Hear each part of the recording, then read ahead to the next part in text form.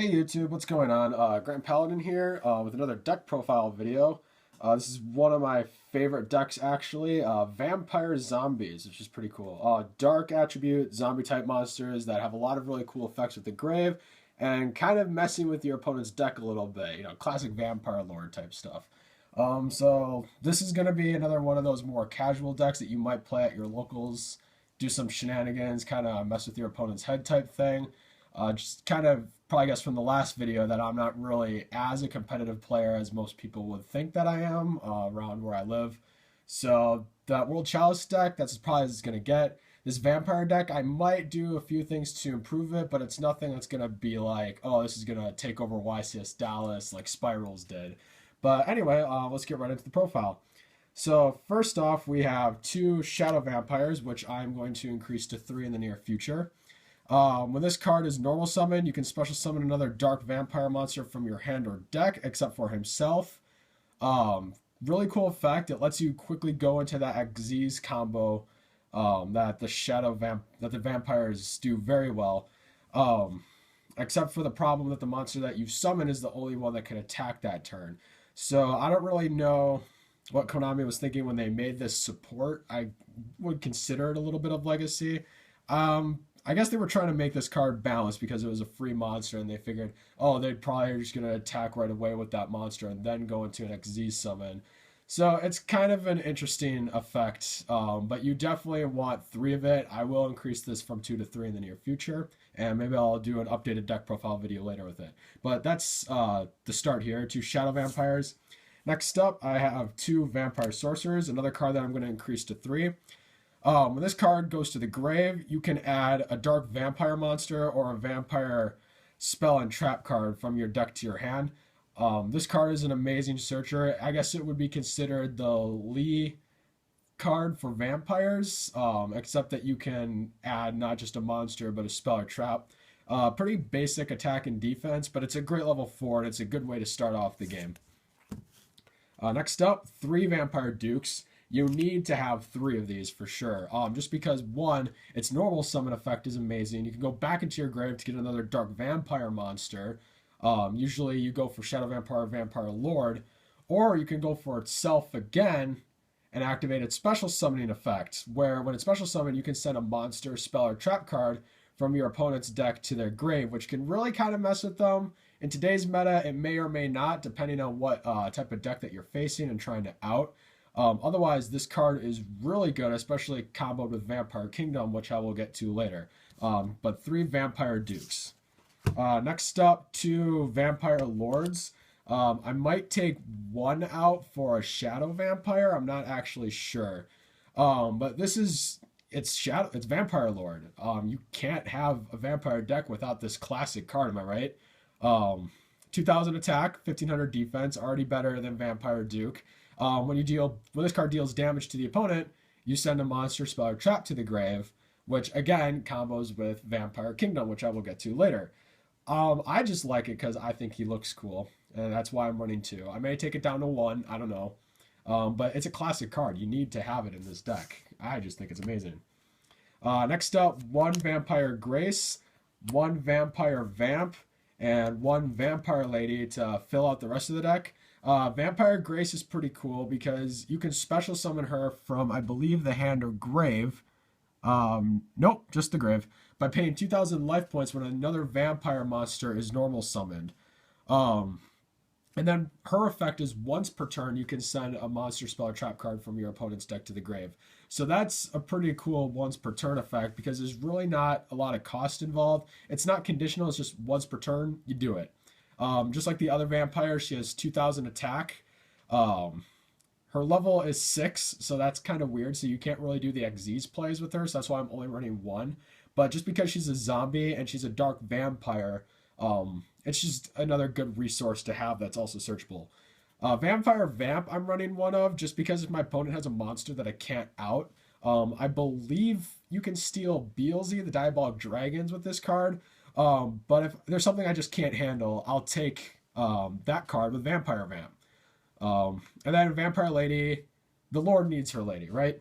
So same effect as Vampire Lord. And I just needed another level 4 Dark Vampire just to have on turn 1, let's say, if I need to get something out on the field. So just some generic zombie support cards. I'm running 2 Isolde, the Belle of the Underworld. This card's pretty neat, just because I can target another zombie monster I control and herself, and then change their level. Obviously, I would probably go for level 5, because you're going to want to make Crimson Knight Vampire Bram, which is a rank 5 zombie type monster. But I am running a tuner in here, so maybe I would change it to level 7 because I'm running Glow Up Bulb, so I can go for Cypher Lord Omega, for example, because this deck does have some banishing capabilities. Next up, Double Gozuki. I don't think I need any more than this, but it's a nice grave setup for once per turn. And then when he's destroyed, you can just play a free zombie type monster from your hand by banishing another one when he's destroyed. Except for Gozuki, he can't banish himself that way. Next up, Double Samurai Skull. Nice grave setup like Gozuki on the normal summon. And then when he's sent to the grave, or if he leaves control by an opponent's card effect, you can special summon a level 4 lower zombie monster from your deck. So it's just kind of nice, you know, to get that search and the trade-off with Samurai Skull. And this card was introduced in Code of the Duelist, which was kind of nice, and it was a common, so I got a lot of these. I'm pretty sure this was supposed to go with the Shiranuis, but I just found it kind of useful in this deck, especially since I'm running triple Mizukis. If you don't max these out, that's a mistake, especially in any zombie deck. You need to be able to get zombies back from the grave as fast as possible. And that's the whole point of zombies. They just don't die, as one of my good friends says. And yeah, I mean, Mizuki's just easily searched because it's a zombie. Banishing it's pretty cool. I mean, I have ways to recover Mizuki from being banished to just keep using its effect over and over again. And this isn't a once per turn effect. So if you have like 2 Mizukis in the grave and 2 other really strong zombie type monsters, you just banish both of them and you get them back. Next up, just because I wanted a little bit of power, Red Eye Zombie Dragon. I can't use its effect to get control of a monster when it's destroyed because I'm not running Zombie World. But it's just kind of nice to have a monster that's really powerful at 2400 attack, especially since Vampire Kingdom is also going to buff its attack during damage calculation. Next up, I have Shuten Doji. Banish 2 zombie type monsters from the grave, draw 1 card. That's pretty cool. Or you can target one of your banished zombie type monsters and place it on top of your deck. So another kind of interesting way to recycle them. It is a little bit slow, however, so that's why I'm only running 1. But if I really need that card draw, I can always go to Shuten Doji. Next up, 2 Pyramid Turtles. Kind of self-explanatory. This can actually pretty much get you any zombie type monster in this deck, because all these zombies have really weak defense. That was kind of the thing with zombies. They're good for attacking and dealing damage, but they're not really good for defending. There might be a few exceptions with that, but kind of the stereotype in Yu-Gi-Oh!, especially if you read the original manga, is that zombies were unable to defend themselves. So that's why I'm running Pyramid Turtle, just because I can quickly get out Red Eye Zombie Dragon. I can quickly special summon Vampire Duke to start milling and messing with my opponent's field. Really good. Probably should run 3. I don't know. Right now I'm running 2 though. So yeah. Next up, 1 Glow Up Bulb for my tuner. If it's in the grave, that's great because I'm just going to mill a card to bring it back, and it's a zombie deck. So what better way to set up my graveyard than with Glow Up Bulb? Because there are level 4 earth monsters, I'm able to make Naturia Beast, which is currently in my other deck right now, but bear that in mind that you could put Naturia Beast in this deck because there's a lot of level 4 earth monsters. Also, with Red Eye's Zombie Dragon and Vampire Vamp and Isolde, you can actually make Omega with this too, which is pretty cool. Next up, 2 Call of the Mummies. I should probably put 3 in this. This deck will definitely get an update video later. But it's a free special summon if I don't want to consume that normal summon right away.